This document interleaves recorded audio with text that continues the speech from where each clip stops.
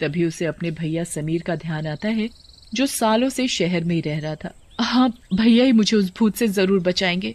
अभी जाती हूँ मैं भैया को फोन करने। विमला तेजी से घर की तरफ भागे जा रही थी। घर पहुंचते ही विमला अपने भैया समीर को फोन करती है। फोन समीर ही उठाता है। भैया, मुझे बचा लो, मुझे भूत से शादी नहीं करनी। छोटी, चुप हो जा। और तू ये क्या बोले जा रही है? कौन भूत? किसकी शादी? विमला समीर को उस भूतिया बारात के बारे में सब बता देती है। ये ये सब क्या है? भला भूत की भी कोई बारात होती है? मैं सच बोल रही हूँ भैया। छोटी, अब तुझे घबराने की कोई जरूरत नहीं। मैं अगली ट्रेन पकड़कर सीधा गांव आ रहा हूँ।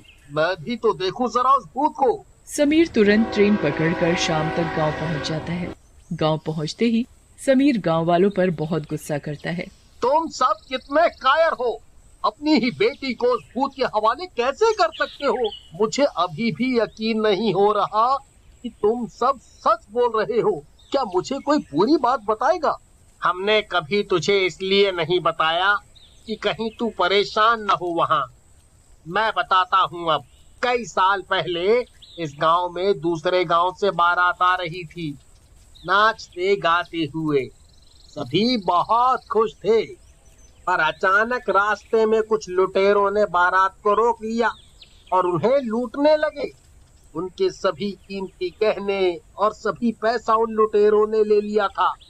बारात के साथ जो दूल्हा था, उसने उन लुटेरों से बहुत विनती की कि उन्हें जाने दें, छोड़ दें, पर लुटेरे मार पीट पर उतर आए।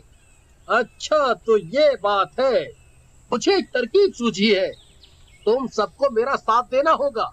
उस मंडप में दुल्हन की जगह मैं बैठ जाऊंगा, दुल्हन का जोड़ा पहनकर। वो भूत मुझे दुल्हन समझकर अपने साथ उठा कर ले जाएंगे। मेरा उस कुएं में जाना बहुत जरूरी है। समीर ने जैसा सोचा था बिल्कुल वैसा ही हुआ।